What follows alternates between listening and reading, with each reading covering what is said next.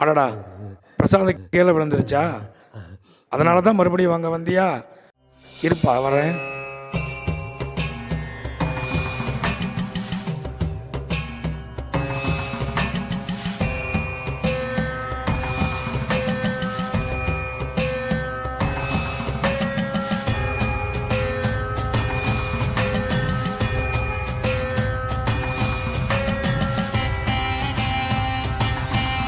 சாப்பிடுப்பா, பொறுமையா சாப்பிடு, பொறுமையா சாப்பிடு, சரியா?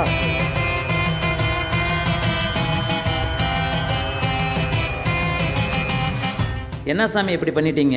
சாமிக்கு படித்த பிரசாதத்தை எடுத்து வழிபோகனுக்கு கொடுத்துட்டீங்களே, இது சாமி குத்தம் அல்லவா? ஐயா, நீங்கள் கோயிலுக்கு வந்து தான் கடவுளை பார்க்குறீங்க.